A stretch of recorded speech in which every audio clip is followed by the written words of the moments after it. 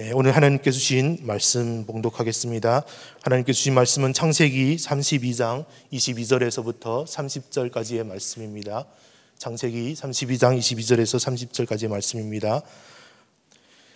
밤에 일어나 두 아내와 두 여종과 11 아들을 인도하여 야복 나루를 건널세 그들을 인도하여 시내를 건너가게 하며 그의 소유도 건너가게 하고 야곱은 홀로 남았더니 어떤 사람이 날이 새도록 야곱과 씨름하다가 자기가 야곱을 이기지 못함을 보고 그가 야곱의 허벅지 관절을 치매 야곱의 허벅지 관절이 그 사람과 씨름할 때에 어긋났더라.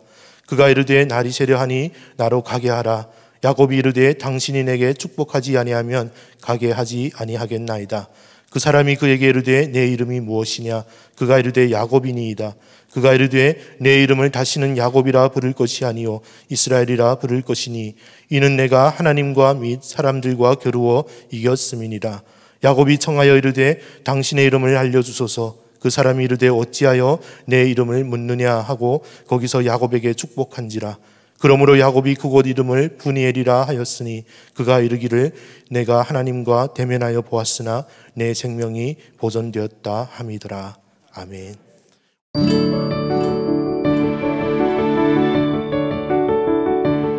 저는 모태신앙인입니다.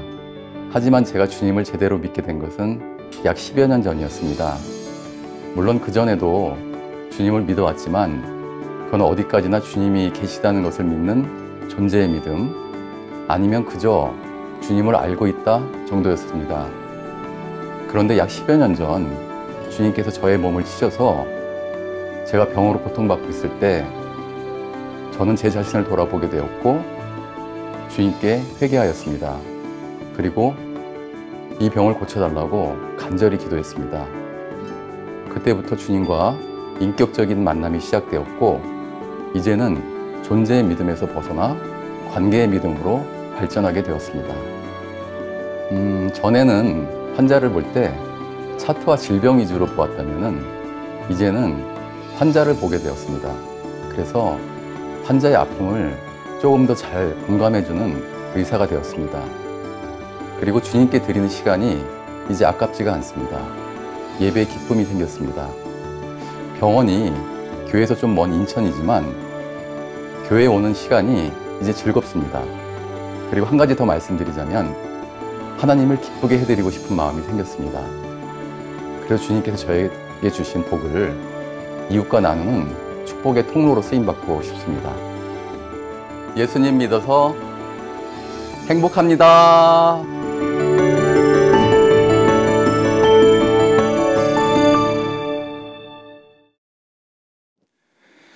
예, 오늘 이 새벽 이 자리에 나오신 성도님들과 온라인으로 함께 하시는 모든 성도님들을 주님의 이름으로 축복합니다.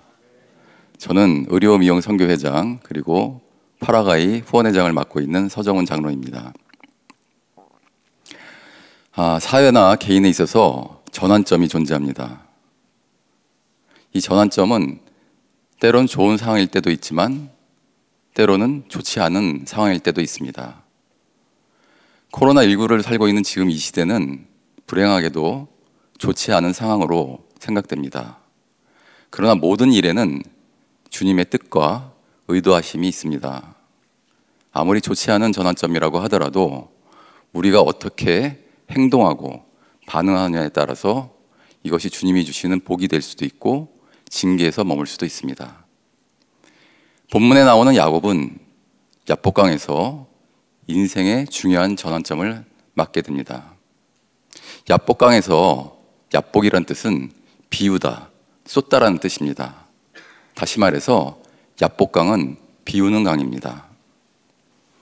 평생 그의 이름 야곱처럼 남을 속이고 채우고 움켜쥐고만 살아왔던 야곱은 그를 죽이려고 달려오는 형 에서 앞에서 사랑하는 가족과 평생에 모은 재산을 먼저 강 건너로 보내고 야복강에 철저하게 혼자 남아 모든 것을 비워야 했습니다. 그때 정체불명의 한 사람이 야곱을 찾아옵니다.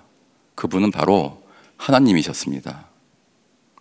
모든 것이 비워졌을 때 주님이 찾아오십니다. 아니, 나의 모든 것을 비웠을 때 그제서야 함께 하시는 주님이 보이기 시작합니다. 내 안에 나의 생각과 자아와 욕망이 가득 차 있다면 그 안에 하나님이 계실 자리는 없습니다.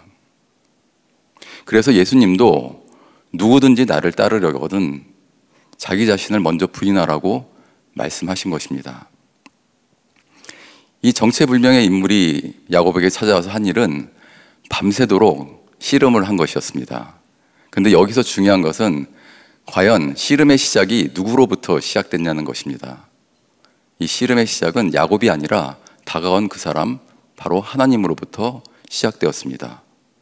우리에게 생명 주신 이가 하나님이시듯 우리의 거듭남의 시작도 역시 하나님으로부터 시작되는 것입니다. 이 씨름은 하나님의 입장에서 보면은 욕망으로 자신을 채우려고 하는 야곱의 그 자아를 깨부수고 그 자리를 하나님이 대신하려는 싸움입니다. 이 씨름을 통해서 하나님은 욕망으로 가득 찬 야곱의 그 마음을 완전히 갈아엎으십니다. 그리고 그에게 묻습니다. 너의 이름이 무엇이냐? 야곱이니이다. 이름은 그 사람의 정체성입니다. 야곱이 야곱이라고 자신 이름을 주님께 고백했을 때 그는 자신의 과거와 정체성을 주님 앞에 고백한 것입니다.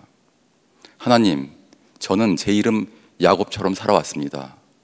형 에서의 발목을 붙잡고 하나님으로부터 오는 축복을 제 욕심으로 가로챘던 야곱입니다.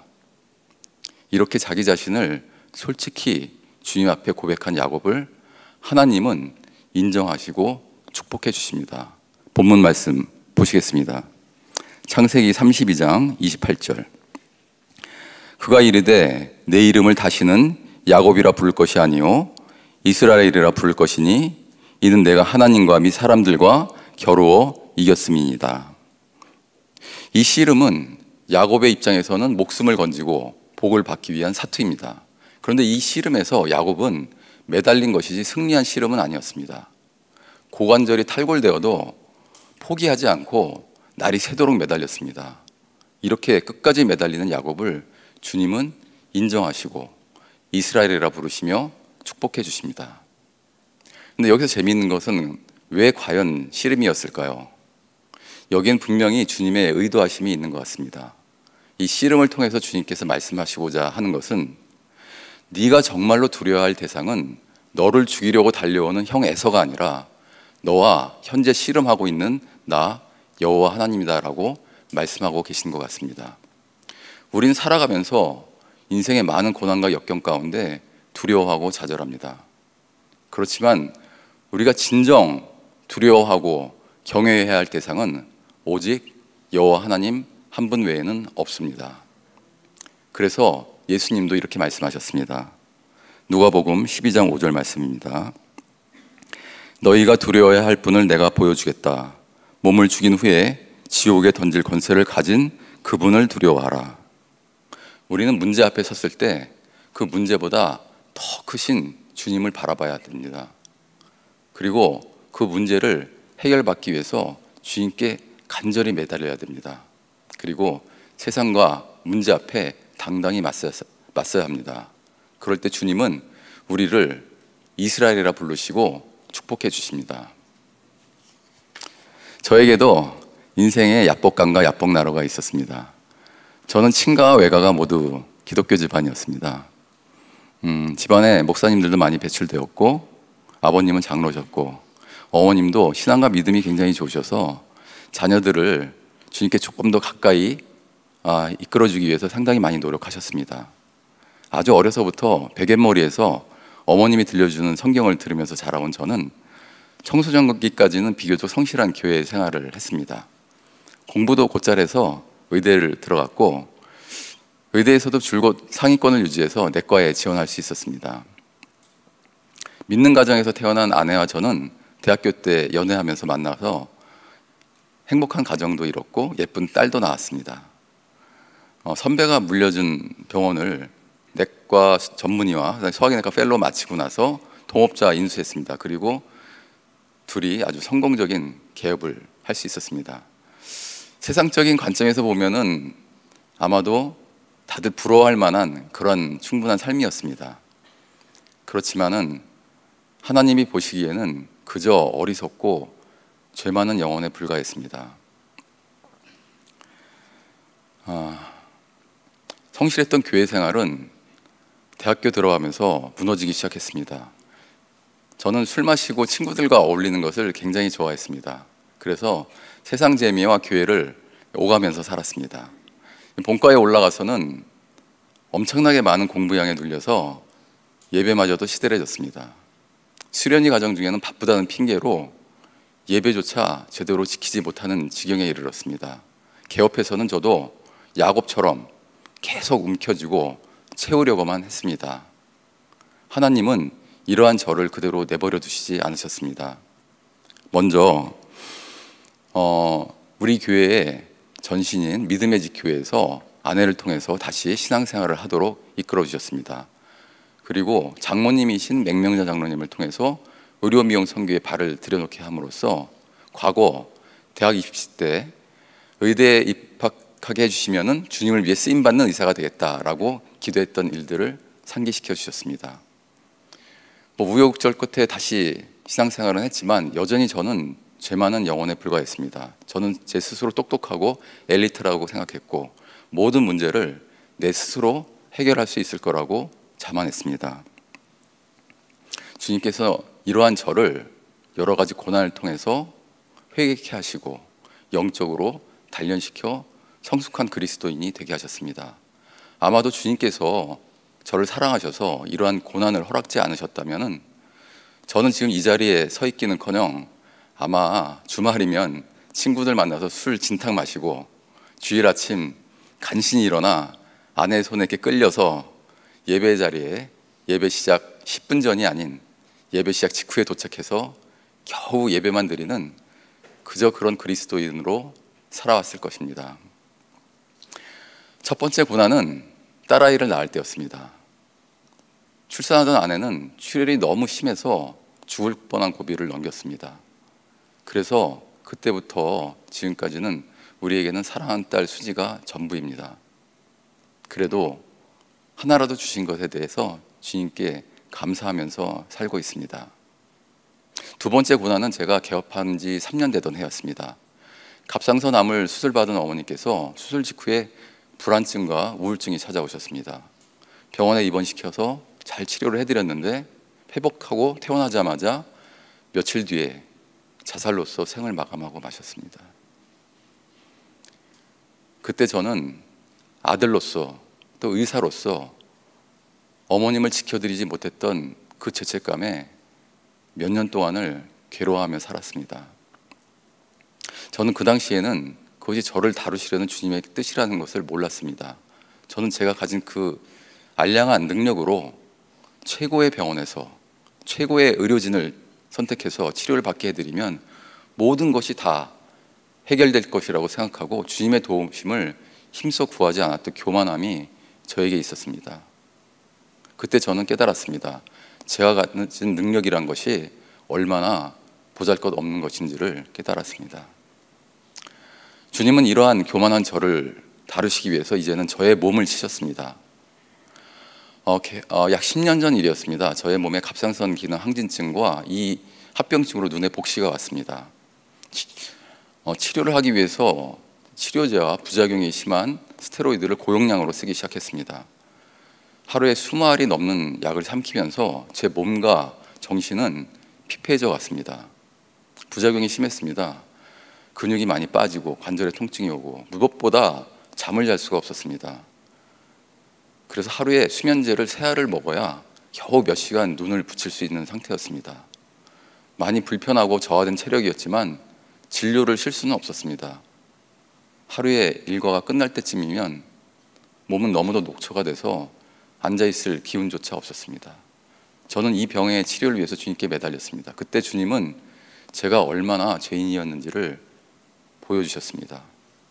보잘것없는 나의 능력을 믿고 살아왔던 교만했던 죄, 주변 사람들에게 관심 없이 이기적으로 사랑 없이 살았던 그런 죄를 깨닫게 해주셔서 울며 주님께 기도했습니다. 그 이후로 저는 환자들을 볼 때 환자들의 아픔을 조금 더 잘 이해해주는 의사가 되었습니다. 지금도 눈이 아직 불편합니다. 오래 쓰거나 그러면 눈에 통증이 오고 피로합니다. 지금도 이렇게 위를 쳐다보면 물체가 2개로 보입니다. 그럴 때면 저는 이 병을 통해서 저를 다루신 주님을 떠올립니다. 그러나 아직까지도 주님께서는 제가 많이 부족했나 봅니다. 저를 위해서 4번째 고난을 준비하셨습니다. 사랑하는 아내가 4년 전 대장암을 진단받은 것이었습니다. 그날을 저는 지금도 생생하게 기억합니다. 내시경을 보는데 육안적으로 보더라도 너무 진행돼 있었습니다. 한눈에 보더라도 3기 이상이겠구나라는 것이 느껴졌습니다. 눈앞이 캄캄해지고 머리가 하얘졌습니다. 정신을 차리고 소화기내과 선배에게 바로 연락을 했습니다. 다음날 오전 첫 번째로 외래를 보고 그날 오전에 CT를 찍고 선배의 배려로 그날 저녁까지 판독을 받기로 했습니다. 그날 하루는 참 길었습니다. 계속해서 주님을 바라보며 기도했습니다. 제발 원격전이만은 없게 해주세요. 그러나 저의 바람과는 달리 아내는 이미 간에 1군데, 폐에 2군데나 전이가 된 상태였습니다. 하나님도 참 짓궂으시죠. 제 전공이 소화기내과입니다. 근데 하필이면 대장암이라니. 물론 지금은 치료 방법이 많이 좋아지긴 했습니다. 그렇지만 제가 레지던트 때만 해도 대장암 4기는 거의 살아날 가능성이 없는 질환이었습니다. 그래서 마음에 온통 불안이 가득 찼습니다. 얼마나 불안한지 자다가 몇 번이나 옆에서 자는 아내를 확인했습니다. 그렇지 않으면은 어느 순간 아내가 그냥 연기처럼 사라져 버릴 것 같았습니다. 저도 이제 야복강의 야복나루에 도착했습니다. 주님은 저를 막다른 곳까지 밀어붙이셨습니다. 저는 저의 모든 것을 비워야 했습니다. 그리고 주님과 씨름을 해야 했습니다. 그래서 주님께 매달렸습니다. 그리고 회개했습니다. 그리고 간절히 기도했습니다. 고상한 기도, 미사 여구의 기도 필요 없었습니다. 그냥 그저 살려달라고 매달렸습니다. 누가 그러더군요. 주님이 가장 기뻐하시는 기도가 바로 살려달라는 기도라고. 그래도 부족해 보여서 저는 주님께 서원 기도를 했습니다. 주님께서 아내의 병을 고쳐주신다면 저의 모든 것을 주님께 바치겠습니다. 그리고 교회를 위해서 충성을 다하겠습니다. 기도 가운데 이 고난은 주님께서 우리를 다루려 하시려는 것임을 깨닫게 되었습니다. 그리고 반드시 이 병을 고쳐주시리라는 믿음이 생겼습니다. 그래서 주님께 고백할 수 있었습니다. 살아도 주님 곁, 죽어도 주님 곁, 삶과 죽음이 주님 앞에서 동일하니 내가 영원히 주님을 찬양합니다. 이런 고백을 할 때 마음의 평안과 위로가 찾아왔습니다. 그렇지만 이제 현실은 또 현실이니까 이제 치료를 해야 되겠죠. 병이 너무 진행돼 있어서 바로 수술을 할 수가 없었습니다. 먼저 항암 치료를 하기로 했습니다. 항암 치료 첫날 딸아이가 간병을 했는데 연락이 왔습니다. 엄마 토해. 그 얘기를 듣는 순간 마음이 무너지더라고요. 이렇게 4기암은 눈에 보이지 않은 암세포들은 이미 온몸에 다 퍼져 있다고 봐야 합니다.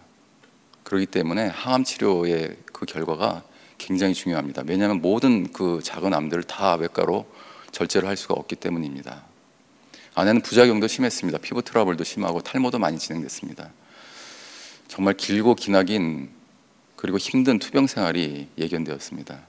그렇지만 주님께서는 우리가 이것을 다 이겨내게 해주셨습니다. 그리고 수술을 받도록 하셨습니다. 수술은 원발 대장암과 전이된 간과 폐 3군데를 하루에 한꺼번에 절제하는 큰 수술이었습니다. 문제는 각각 다른 3명의 스페셜리스트들이 한날 동시간대 스케줄을 맞추는 일이었습니다.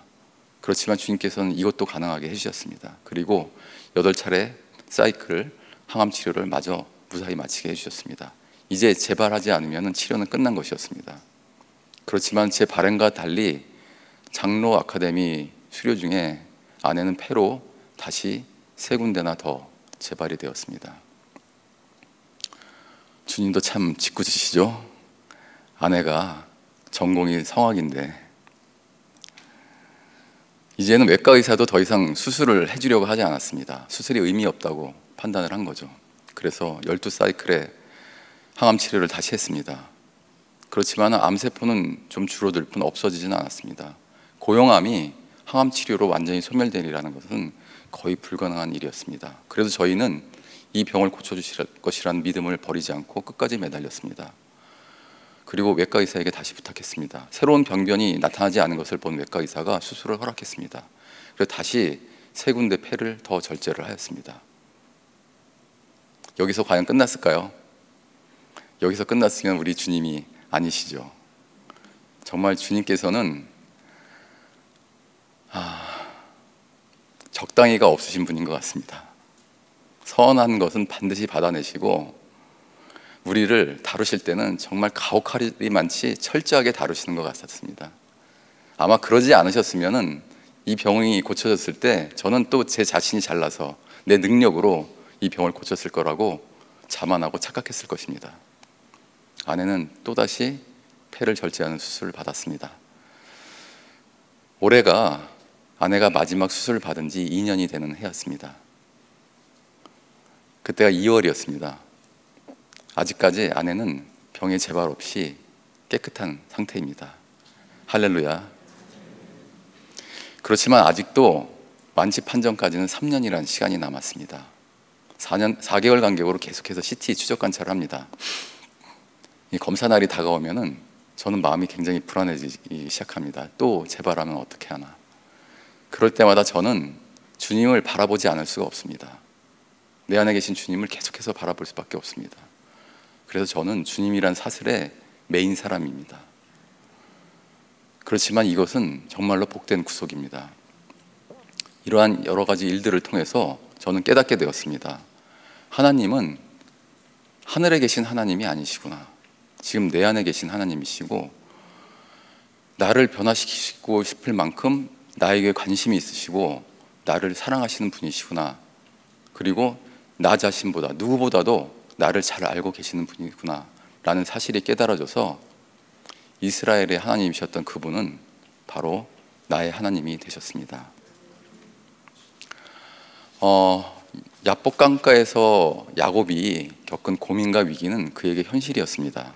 그는 그 현실을 도피하며 살 수도 있었습니다. 그렇지만 그는 더 이상 도망치는 인생을 살고 싶지 않았습니다. 그래서 피시나에서 떠났던 외삼촌의 집을 떠나 하나님의 약속의 땅인 고향 땅으로 돌아오려고 하였던 것입니다. 야복강가에서 그는 주님을 만나 주님께 매달림으로 모든 문제들을 해결할 수 있음을 깨달았습니다. 그리고 철저히 매달렸습니다. 지금도 우리는 주님께 매달려야 될 때입니다. 우리가 스스로 할 수 있는 일들이 그리 많아 보이지 않습니다. 주님께서는 우리에게 쉬지 말고 기도하라고 말씀하셨습니다. 이거는 마치 기도를 입에 이렇게 주문처럼 달고 살라는 뜻은 아닐 것입니다.